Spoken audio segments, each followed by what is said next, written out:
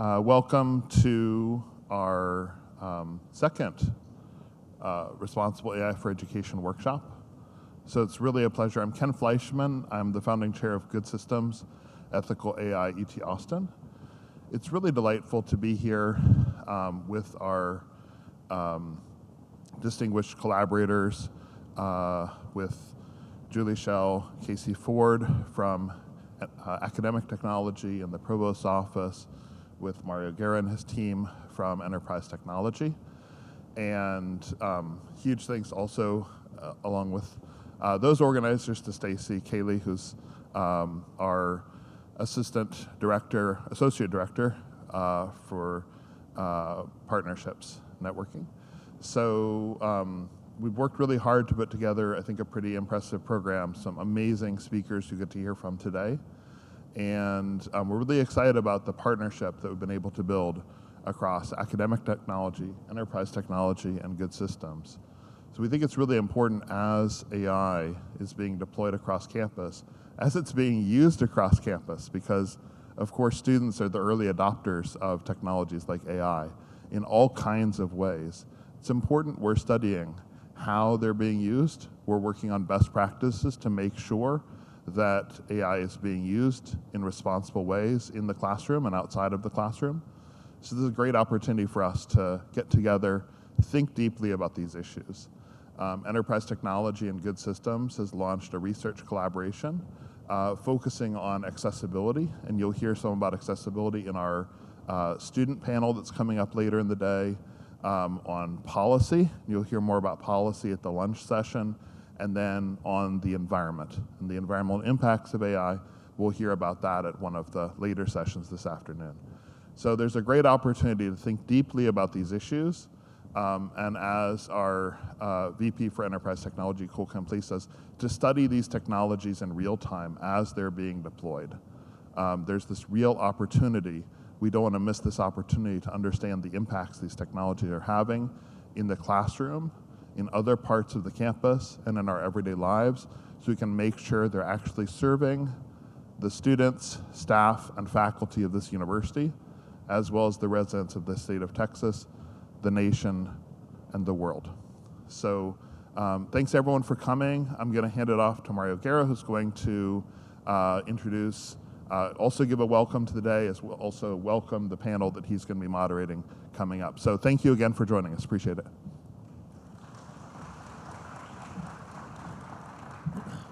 Hello, everyone. Again, thank you for coming.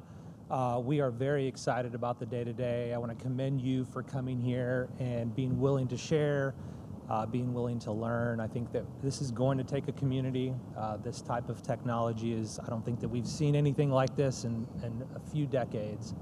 So it's really important that we stay connected and that we continue to talk and continue to build community. And that's really what I'm most excited about. Okay, so today is going to be an awesome day. I want to make sure that you leave here introducing yourself to somebody that you don't know. I want to make sure that you know where to go to find community online. We've got AI conversations and teams, and we can point you in that direction here before you leave. So make sure you stay connected. Don't let this be the last time you come and talk and learn. And maybe next year you'll be up on the stage talking about your experiences. So with that, let me introduce, actually I'm not going to introduce, they're going to introduce themselves, but guys, come on up. Let's start the panel.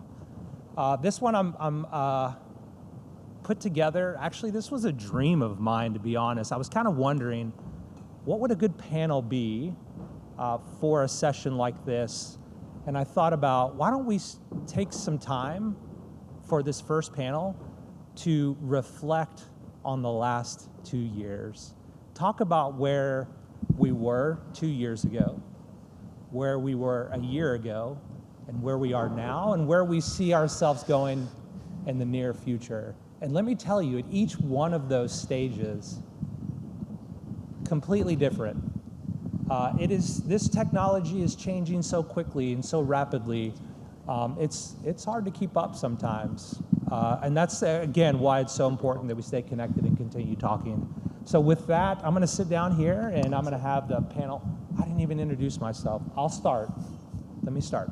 My name is Mario Guerra. I'm the AVP for AI and Innovation in Enterprise Technology, and I'm so happy to be here. Let me pass it off to Cody. Hey y'all, I'm Cody Antunez. That does sound weird. I work for Mario and also under Cole Camplice, our CIO. I do a lot of the AI things at UT surrounding central IT and providing all of the services to campus. Good morning, I'm Cam Beasley. I'm the Chief Information Security Officer at UT. I break things and I build things, and AI is perfect for all of those things. Awesome. I'm Bobby Chesney. I'm the Dean of the School of Law, but apart from that, when I still knew things as an academic, I was writing about legal and policy implications of generative AI, and then they kicked me upstairs. Great. And all of these guys tinker, they break things, they push the limits. So I thought this would be a good panel to kind of talk about that, what they've come up against, how this journey started for them. So we're going to start, guys, 2 years ago, January 2024, when the year, is that on? Can you guys hear me? Check, check, one, whoa. Okay, January 2024, year of AI starts. We kind of find out about it in November of 23, and a lot of things are happening around that time. So I want to throw this question to you, Cam, because you have a big responsibility here on this campus, right? And that's to minimize risk and make sure that we're complying with all the things that we should be complying with. And if you don't know who Cam is, you should know who Cam is because his office touches almost every single technology that's used on this campus. So let's go back then, Cam, and let's talk a little bit about kind of where was your head at that point in time? So AI, wow, it's so crazy that was 2 years ago. September, I think, 2023 is when I started noticing OpenAI. They had just announced their enterprise platform. It wasn't quite fully baked yet, but I knew that we needed to have an AI capability that the campus could leverage, because normally when technology is on this campus, if you didn't know, when cool technologies emerge, everybody wants this version and that version and that version, and we end up having like Baskin-Robbins versions of technologies on campus we can't support. So I wanted to get OpenAI in place, and that was the only enterprise play that I could find. We didn't have any money for it. We didn't have any real executive support for it. So I just stole money out of my operating account, and then I bought as much OpenAI as I could in January or so. January, I guess it was. Yeah. And then I started handing out accounts and just trying to get people hooked, because I knew that if folks started playing with it, they would see the opportunity that was in front of them, and they could get really creative, because a lot of this was just triggering creativity for folks. So it was really about establishing the contract, the connections, the terms. Yep. The contract with took OpenAI. 3 months almost? Yeah. Yeah. So that's where your head was at. Let's get a technology that has those protections in place so that we can start to understand its impact here on this campus. Yeah, and we wanted to have something where it could have a BAA, so if you're processing business or HIPAA data or medical data, you could do that safely. We wanted to have all the guardrails in place where you could just play and tinker without obstacles. Because we didn't want someone to say, well, I can't do that here. I need to go buy that other tool to do this. We wanted it needed to be free range AI. Nice. Yeah, and that was super helpful. Bobby, so right around that time, you're hearing about OpenAI, ChatGPT. In your seat, what is your first thought? So there's 3 lenses from the dean's perspective, and I think this maybe applies kind of at all the administrative layers. One lens is the operations of the place and taking advantage of the opportunity and the efficiency and all the rest. And we're running basically these giant organizations, these small cities that are the university. And so there's a million ways in which the same sorts of things that the rest of the world is trying to build into the enterprise, we need to build into our enterprise. That's one lens. Second lens is we're a research institution. And so advancing the frontiers of knowledge and understanding about technology, including emergent technologies, and then all the things that go around them. And I'm in a what you might describe as a collateral research enterprise, the law of these technologies. So you've got the direct impacts of research, and then you have the legal, the policy, all the rest. The third lens, though, and this is something I wanted to really underscore for the group, is at the end of the day, like, we love all the things we do in the operations of this university. All of us have devoted our careers to this. And we love the research mission too. But it's kind of ultimately all about the students and the opportunity we're unlocking for the students. I think that's what makes this different from a lab or from a business enterprise. It's the students who come here and they kind of put their life into our hands, and we launch them into these great careers. So trying to skate to the puck on what it is that they're going to need to know once they come out of this place. And of course, I'm particularly concerned with my crop of people who are going to be with me for 3 years and go into various legal careers. But there's versions of that across 50,000 plus people on this campus. So thinking about, okay, this thing is happening fast. This is a faster wave and will probably be the fastest wave of technological disruption of the labor force we've ever seen. Given how jagged the frontier of that adoption is, how unpredictable it is, what do we need to be altering in our educational curriculum and co-curricular missions in the meantime? And of course, there is no answer to that. There's only constantly asking the question. So from the beginning, we've had that 3-pillar approach at the law school, and I've tried to evangelize that to others as the way to think about it. Yeah, that's great. I love that perspective too. So Cody, you're not part of the AI studio yet at this point. You're a developer on our identity and access management team. This technology hits you. What is your thought from that lens? At the time, I was a shadow user, which Cam's not going to like that I said that right now. But I was a shadow user of any AI tool that I could get my hands on. And at that time, my team wasn't using it. A lot of folks in our org they didn't adopt early on the AI tools. Then Cam came and was like, hey, you want a ChatGPT account? And I was like, yes, I sure do. And it's one for the university? Yes. Can I use university data in it? Yes. And that totally changed everything, and it changed everything for my team as well when I was on the IAM team.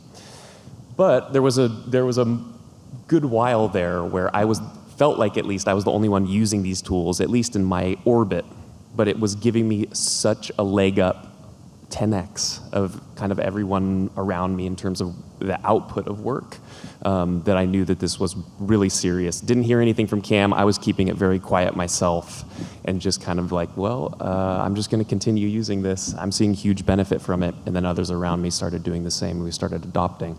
But the one thing I will say is working more with Cam, having a CISO at your university who has a high risk tolerance and is doing the legwork to ensure that any tools that we have on campus meet the requirements, security requirements, HIPAA, FERPA, et cetera, is the definitive factor in success on campus for transitioning campus to an AI forward place. So that's and we still have a ways to go, yeah. Yeah, I think that story is similar in a lot of different spaces across campus, especially the ones where Cam was handing out those ChatGPT licenses, which I received one, and it sounds like Bobby got one too, which was really helpful. But at that time, we had a limited number of ChatGPT licenses. There was not, Copilot was out there, but we had not announced it yet. I think it was sometime mid-year that year where we announced the availability of Copilot, the free version of Copilot. So I'm guessing there's probably a lot of friction out there with tool sprawl, people coming to the ISO asking questions. How do you, what is your thought there, Cam, about all of these tools, all of these vendors coming with options? How does your team keep up with that? We review about 120 vendor products a month. Most of those tend to now sprinkle AI pixie dust in everything that they're doing, right?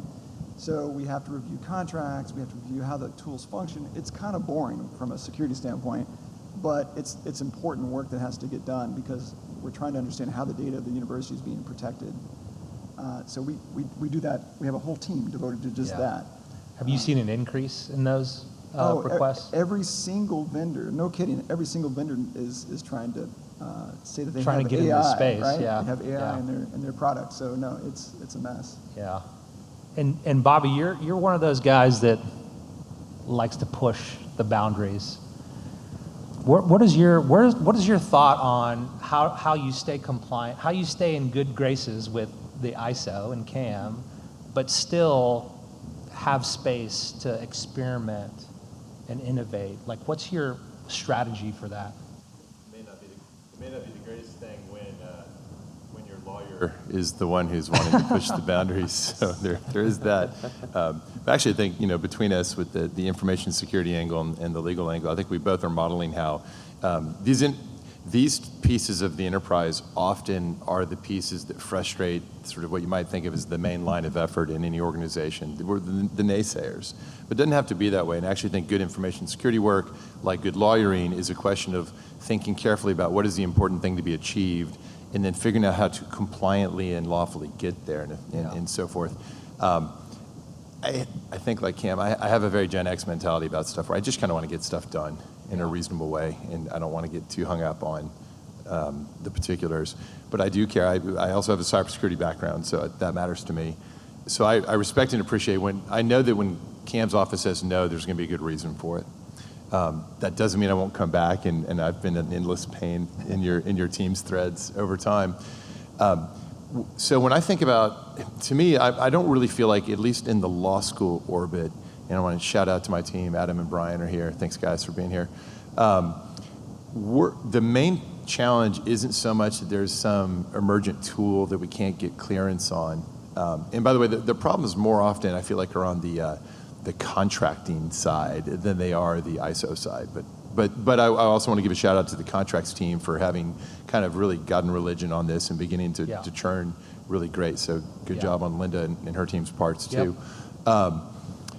For us, the challenge in the first instance is taking a workforce that is not tech native, if you will, and I'm meaning my staff and faculty broadly speaking outside of law technology services, and inspiring them to want to spend their time doing this, right? That comes first, and then equipping them with access to the tools, and then the training, and then the integration, to borrow from Julie's framings.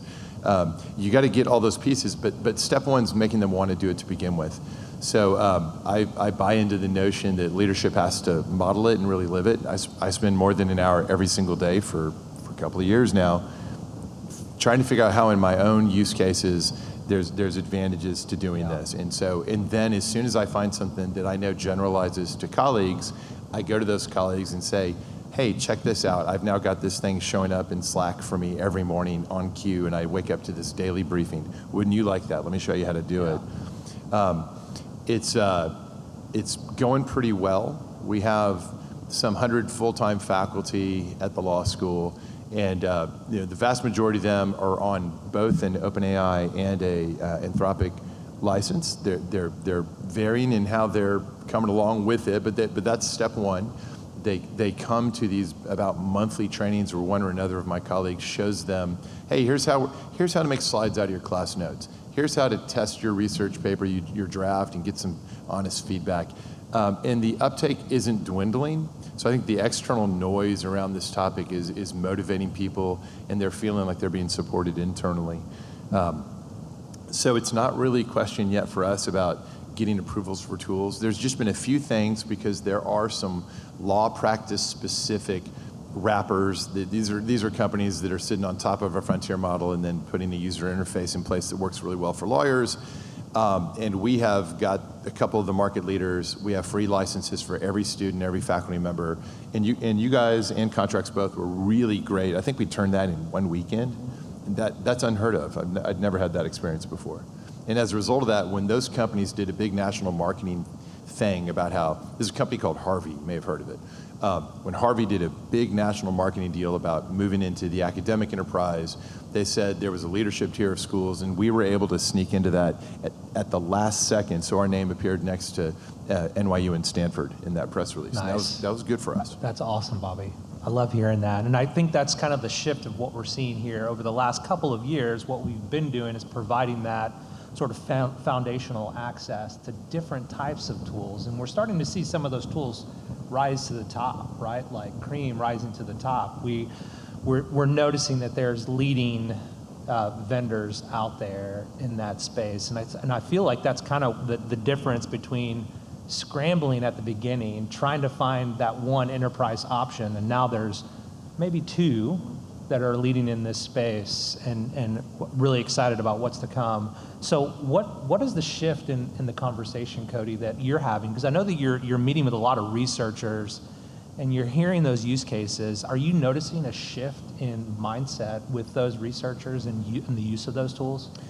The biggest shift we're seeing in Cam also knows this, is we are now getting requests for a single user to be allowed to spend $10,000 a month on Claude Code usage. And it's not just one person, it's many people.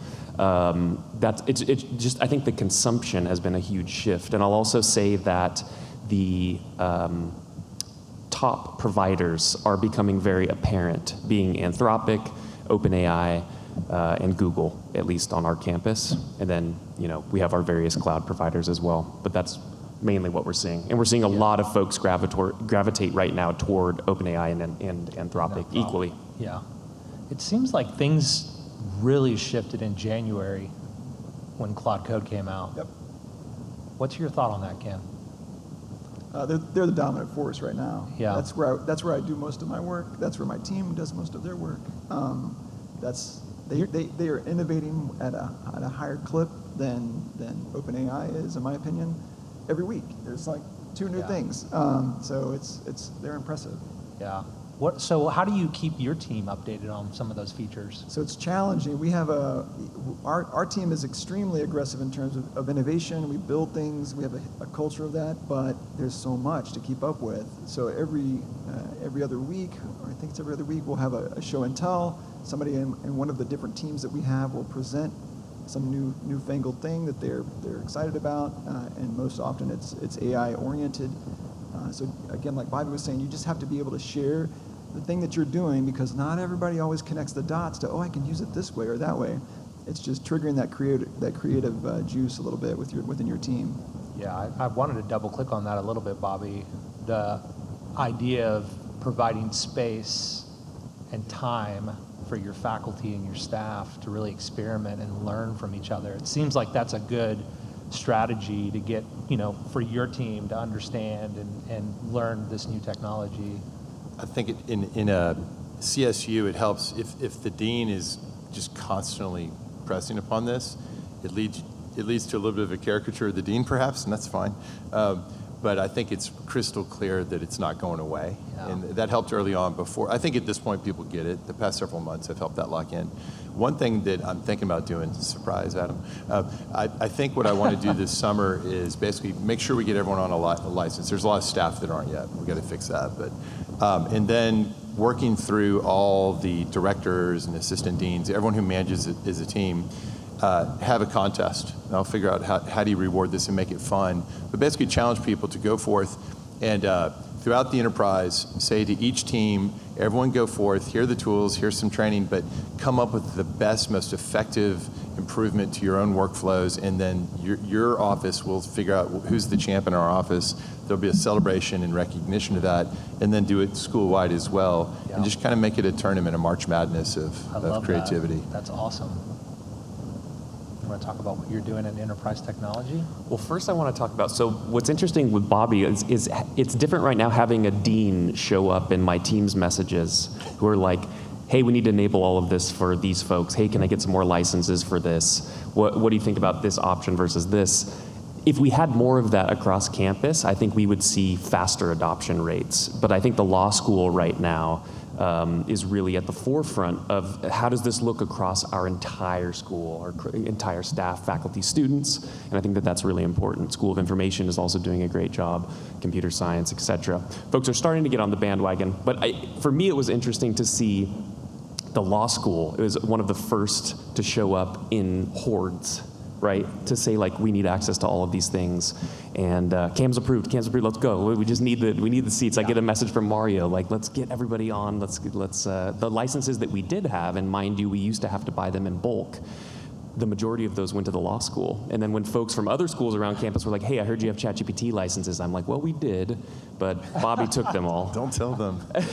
But it's been great, and we really appreciate that. Well, it's the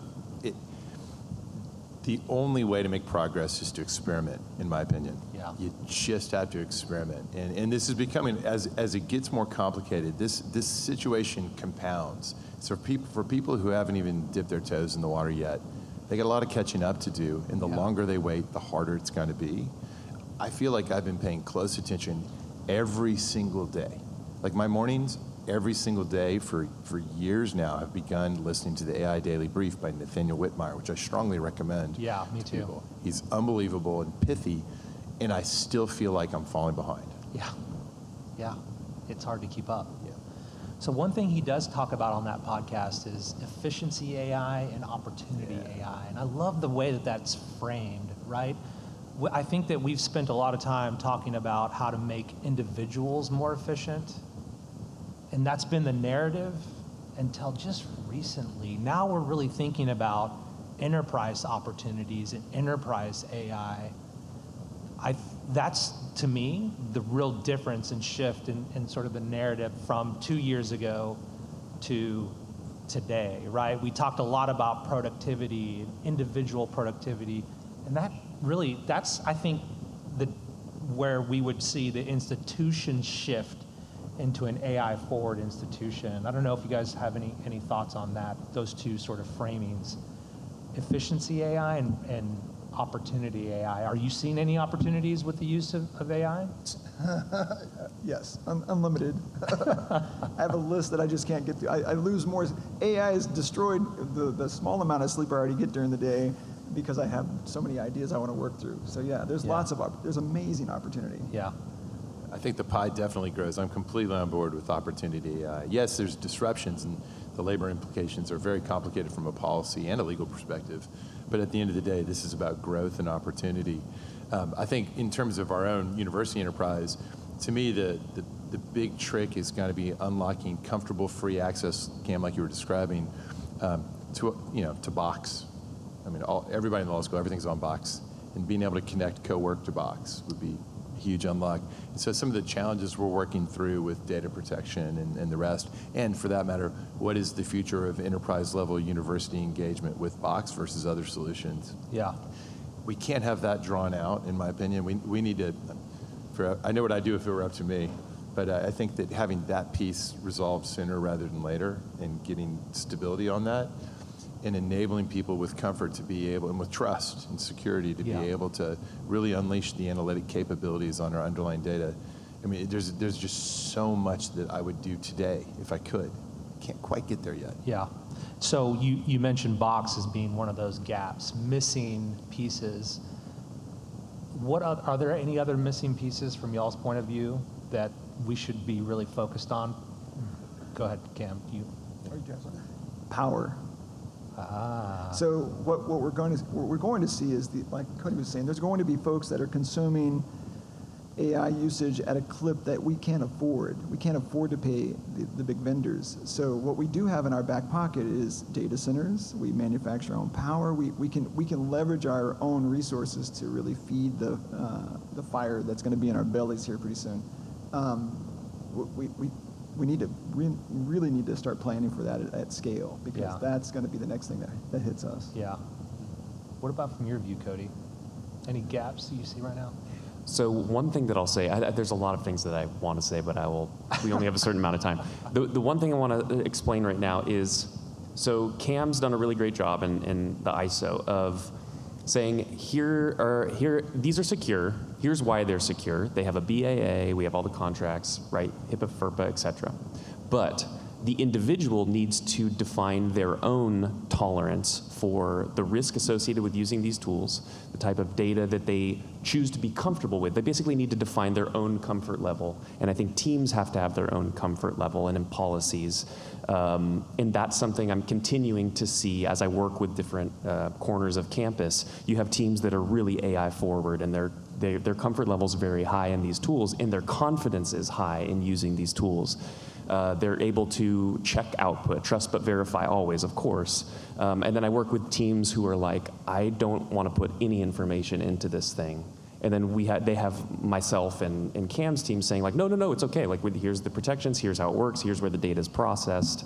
But still, they have a very low trust and comfort level. So I think that needs to change over time, and that's part of a literacy effort that both OAT is helping with, and also enterprise technology. Yeah, I think that's really, I wish we were doing more in that area, the literacy area. And we are working with the Office of Academic Technology on providing some of that literacy campus-wide, which hopefully will be rolling out here pretty soon. Actually, by the way, all faculty and staff are going to have to take an AI compliance course in the near future. State law now. So we are working on that curriculum as we speak, and we're trying to make it actually fun to do. So which is kind of hard with compliance training, but. All right, guys, I think we have about 5 more minutes left, and then we'll open it up for questions.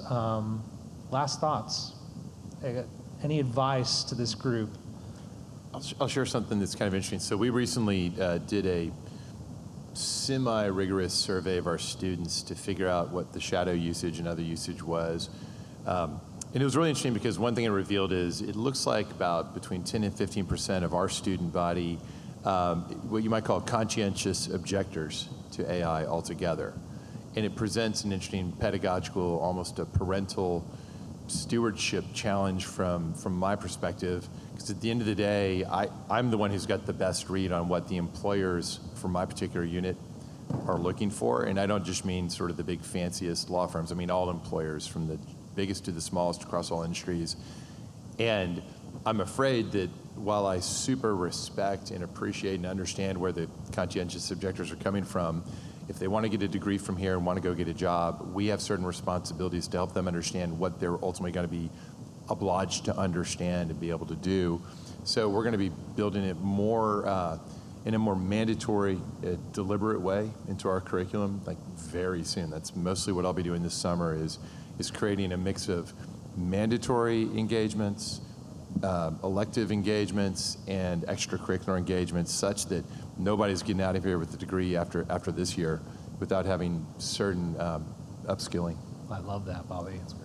Yeah, and the students that are in our program, and even the full-timers, the thing that I take home, I tell them all the time to consider is, AI is not going to put you out of a job. The folks that know how to use AI are. So you really need to get on board with the tool set. Have you guys heard that before? Yeah. Any last advice, Cody? The last thing I'll say is we're hoping to fix this problem very soon, but it's important, although we've had a shotgun approach of you can have any tool you want on campus and we'll go get the contracts and we'll whatever you want to use. It's actually really important that we all have access to the same, at least one tool as a baseline, and then you can choose to add other tools into your world. But I think how we're going to see major progress on campus and things are going to really take off is if we're all going to be on the same platform, whether that be Anthropic or OpenAI, most likely. So that'd be the big thing. Yeah. We have some things cooking in the AI studio space that we're really excited about. So this landscape could look completely different in the fall. So be on the lookout for announcements. If you join the AI Conversations Teams channel, you might even get early preview access to said systems. So be on the lookout for that. For me, I think my big takeaway today is just if you're a leader, executive, administrator, allowing your team, your faculty, the space to experiment, to fail, to learn, to grow, I think that's huge, right? That's one of the reasons why I enjoy working with Good Systems and the Office of Academic Technology, convening groups like this. I think this is going to be how we learn together. And we're at a Research One higher education institution where learning is a pillar at this university. So we're all in it together. Come talk to us at the AI studio. If you have any questions, let us know. Otherwise, I'm going to open the floor up for questions if you guys have any. We have a microphone over here for anyone who has questions. So because we're the first panel, we're not going to get any questions. We can keep talking. We can talk about the, okay, there we go. Perfect. Agentic stuff.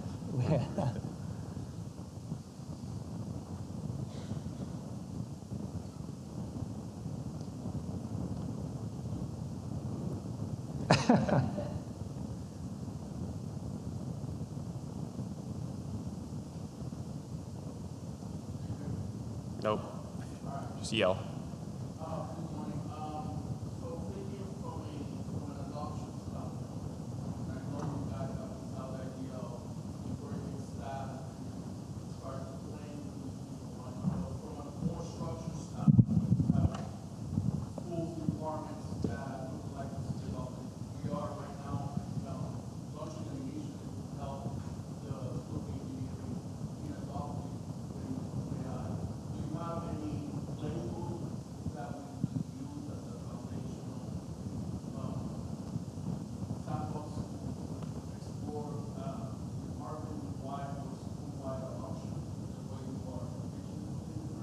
Yeah, that's a good question. I feel like we're writing the playbook as we speak.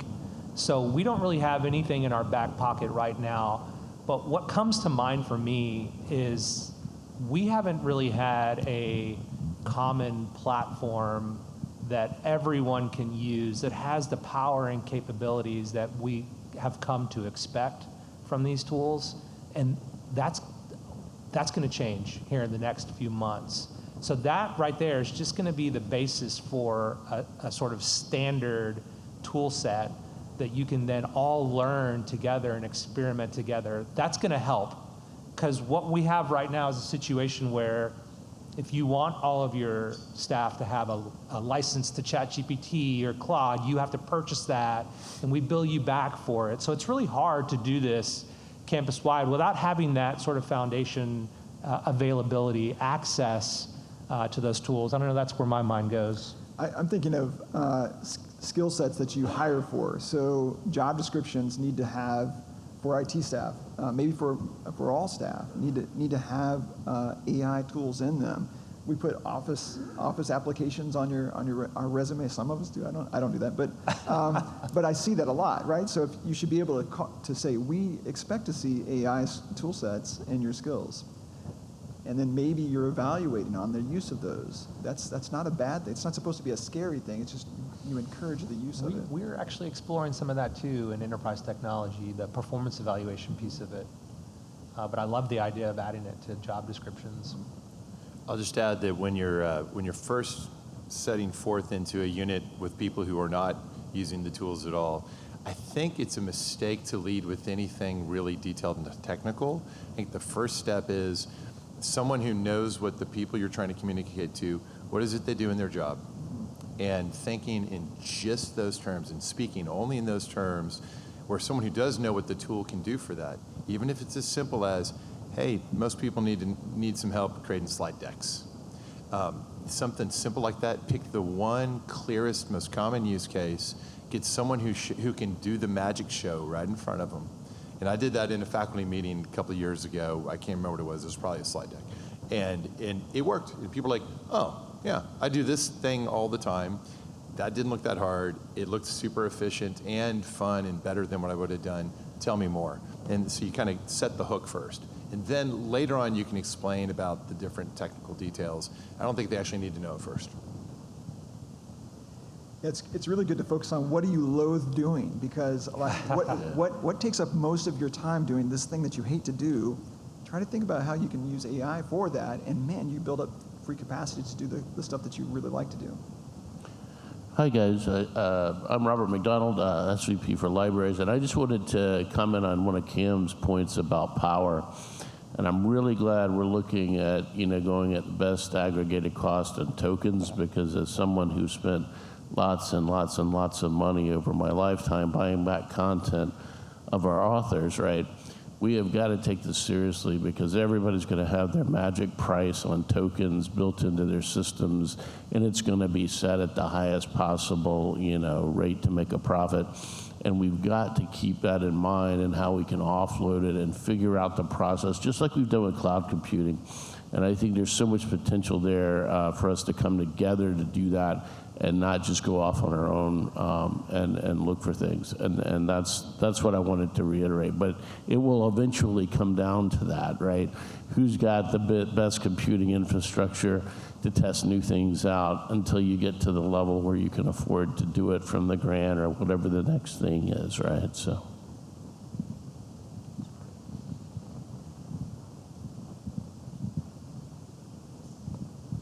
Hi, y'all. Julie Schell, AVP, Academic Technology. I have a question. Of course, I'm really excited about all of the AI forward stuff that we're doing. It's amazing. I think that it's important to think about our future. At the same time, there are a lot of things that we shouldn't do, right? Just because we can doesn't mean we should. So what are we thinking about on the other side of the equation of being AI forward? Where's the AI responsible and the AI ethics coming in as you're working on these problems on campus? I'll just say I've got a teaching unit that I'm responsible for, and a central feature of what we're trying to help the students understand is how to make responsible, lawful, ethical use of the tools that we're training them up on. Those two are inseparable. My general view is this is a little bit like we've invented vehicles and cars and such, and having an NTSB and having seat belts and having speed limits is all incredibly important. You can't possibly turn people loose with licenses to drive without knowing those things, but we don't want to let that be the main thing. The thing is the car has been invented, and now we can go places in the car. So we are very intentional at the law school in having an innovation forward positive framing. But that doesn't, these are not choose one or the other. You can't have both. These things are complementary, not antagonistic. That's a good question, Julie. I think a lot of what we do is, with regard to responsible AI, is really focus on the guardrails that we put in place. I think that's our primary responsibility. So in partnership with the Information Security Office, providing the access to tools that protect intellectual property, protect university data, protect student information, all of that. What we do when we deploy a technology across campus, I think that's our primary responsibility.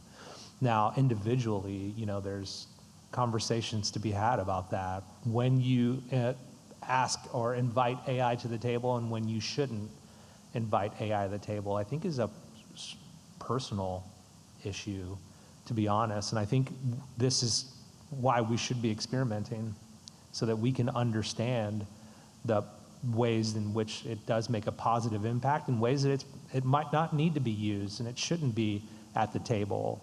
But I think, again, to come back to it, and I feel like a broken record, we should be talking about that. We should be sharing those use cases and when it is making that positive impact. Because if it's making a negative impact, we're just burning water and all the things that the narratives that are out there right now. So it really is about coming together as a community, talking, being vulnerable to have those conversations, and learning from each other.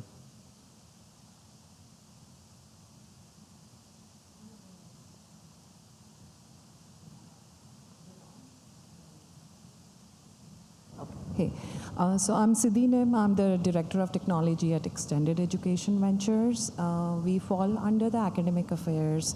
I'm pretty new to the role, almost heading to a one-year mark over here, and we manage and build our own systems to run our business, right? Just trying to get an understanding of what AI, you talked about AI literacy, AI awareness, to just wondering how do we engage with the enterprise technology team as we, are on our path forward to build the AI strategy and, just learn more and do more. Yeah. What kind of tools do you guys have to offer that we can leverage? That's a good question. Cody, you want to take that one? The best thing to do right now is email aistudio@austin.utexas.edu. We have a mixture. So as we scale up, we're finding it actually harder to do what we've been doing, which is basically we will deploy somebody to you and help you kind of craft your own engagement plan for your teams. But that we're seeing does not work at scale. So we're kind of working with other folks on campus to develop sort of a curriculum or a catalog of engagement strategies for if you're looking at your students or faculty or staff.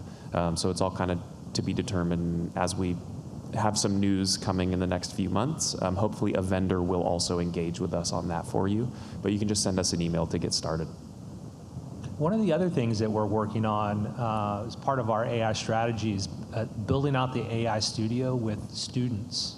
So hiring 20 to 25 students, creating cohorts of students that can help us scale this technology. So getting students involved in the deployment and diffusion of this technology is something that has become a priority for us. So that is an initiative that we're starting to develop right now. We're hoping to have our first group of students hired by fall semester, and I'm hoping that they will then become mini consultants, mini builders, and really kind of help spread and diffuse this technology across campus. Because to be honest, the AI studio is Cody and 2 or 3 other FTEs, and we're an entire,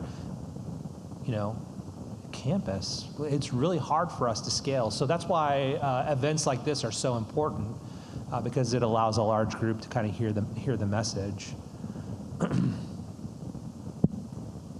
Hi, my name is Boshi. I am in the School of Nursing and School of Information. So I just want to very quickly say that there are 2 things. One is over the past year, we have been working with Cody, his AI studio team. It's been fascinating, incredible experience. In fact, in the School of Nursing, we have a nursing AI studio modeled after Cody's AI studio. So that's one. The other thing I want to say is, I think there are 2 different approaches, different paradigms we're talking about. One is a more centralized approach in terms of technology adoption, but what Dean Bobby Chesney was saying is more of a new paradigm in terms of AI enabling frontline innovation, where frontline workers who are domain experts, like in the School of Nursing, our clinical instructors, for example, they are incredible domain experts who have limited formal IT training. However, because of agentic AI, now they are able to actually use AI agents to develop tools that can actually work for their own workflow. So that is a different paradigm that perhaps the current centralized paradigm has not caught up to. So when we allow frontline innovation, that does not mean we are not doing responsible AI. It just means the current model needs to adapt in order to develop better governance to allow frontline innovation while ensuring everything is still well governed. It's legitimate use within the institution. And that is what we are trying to do in the School of Nursing as well. So, and thank you, Cody. Thank you, Bo. With agentic AI, I think that's going to be the biggest explosion on campus in the next few months that we'll see, because we're already using agents at scale. Y'all are too. I think that's just going to be the next thing that turns on for folks. It's going to be the next big workforce for our campus. In fact, how do we manage our AI agents? Who's overseeing them? How do we manage all the cruft that they create and they leave behind? That's another set of interesting challenges. That one is actually blowing up right now. Faculty, staff now have the tools to develop rapidly at scale, and I think we have processes that have been in place for decades. That has to change, and I think that's right now a friction point. We have to reimagine what that pipeline, what that funnel looks like, Bo, right? So that we still have those guardrails, but faculty can innovate and they can experiment with those guardrails in place, and they can be that sort of on the front edge of innovation. That is, we are having those conversations because of people like Bo pushing the needle. We are having those conversations, and we recognize change needs to happen. The other thing, Bo had built, just a quick summary, Bo had built actually multiple projects at this point that are better than any vendor tools that I have seen that do something very specific for School of Nursing, but it can be applied in a wide variety of medical settings. They were able to build it extremely fast And then us as enterprise technology actually were a bit of a roadblock because they had built everything that would have normally taken months to do, which usually gives a central IT organization time to, how are we going to deploy this? It needs to go through ISO for review. We need to get a domain for this. They had done all of that in such a short amount of time. One, they had some knowledge experts in terms of both the nursing side and the computer science side for actually building this, but they used agentic tooling to do so. So we're, as an organization, we're right now having to figure out how do we enable Bo to move as fast as they want to move and get things into production and in use by folks across campus or even outside of campus, and how can we do that at scale for everyone else on campus who's doing the same thing, say with Claude Code and building these huge products, huge software as a service offerings for campus. It's a challenge for sure, but we're getting there. Yeah. Hi. First, thank you for being here and sharing all of the things that you're planning on doing. You mentioned you'll be rolling out some things in the next few months, and then I also heard something about a survey and about impact and getting this out to the whole community. And I was wondering if you have any sort of evaluation plan in place on how you're going to be measuring that impact and how it's, I mean, even just impacting the students who are, you know, not interested in adopting AI and how it's impacting faculty and those kinds of things. I know you mentioned you're a small team, so I was just curious if you have any thoughts there. Yeah, that is a wonderful, wonderful question. So we are currently in the process of hiring a community and research lead who will be focused on identifying the research, working on any sort of evaluation tools that we're going to deploy with this new service that we're about to deploy. So that's one thing, right? We recognize that we need to be part of the research that's happening around this technology. The other thing I want to point out, though, is that we are very much invested in our partnership with Good Systems. So we have, right now, just a handful of research projects that we're working on with them, and we want to do more, right? We want to do more around the teaching and learning space, and that would be a partnership with the Office of Academic Technology. We're doing things around the environment with Good Systems, accessibility with Good Systems. So we're right now at the very early stages, but I think one of our goals within enterprise technology is to be sort of woven into the research mission. This is a technology that's allowing us to do that, right? So I think that's definitely a priority for us, and we're in the early stages of building out that strategy with things like Good Systems and partnerships with the Office of Academic Technology. Dean Chesney, I have a question for you. You said something interesting earlier that I think you said 10 or 20% are just saying, this is not for me. You know, to try to weave us into the next set of conversations, how are you thinking about that and doing that in a thoughtful way to think, okay, it creates pedagogical challenges, it creates operational challenges, but those are real feelings and real decisions that students and faculty and staff may be making. How are you and maybe your colleagues thinking about that gap that we're going to see exist on campus? Great question, Cole. So with the students, which is where that data point came from, under the hood of that is a melange of different objections. Concern for creators in IP type, the human role in creativity, environmental concerns, X-risk type concerns, and maybe some overlap amongst this. So it's not one thing, but a variety of things. We're a little differently situated because we're not teaching undergrads. And so we are a professional school, and every person who comes in the door is there to be credentialed into and trained up into the profession, and in our case, at the highest levels. I know enough to know that the ones who would prefer to turn away from this and not touch it can't get what they are paying a great deal of money to get from us. So it's a change management and understanding journey that we're probably going to begin with orientation. Now, it's on the minds of every single person. Many of the same students who have this reluctance or this preference to stay away from AI also are among the first to say, but what's going to happen to all the jobs? What is actually happening when I'm out there? So there's a cognitive dissonance And it is clear to me that it is a stewardship responsibility for the students who come to the law school to help them understand that while what they can turn that energy towards is a piece that lawyers have within their grasp, which is the law of AI, the regulation of AI. And that's where a lot of that energy needs to go for them if they're really fired up about it. But they can't ask to be trained only on the books, if you will. And this isn't the, for all of us, of course, this isn't the first technical revolution to impact information systems. When I went through school in the 90s, the initial digital wave, and all the librarians know whereof I speak, right? There were things I learned to do in 1994 that were dead in the water by 1995. And there was a clear efficiency gain that came from it, and I don't regret it. It's just happening much faster now, and so it's scarier. All right, guys, thank you so much. Thank you, Bobby, Cam, Cody, for participating, and thank you all for your questions.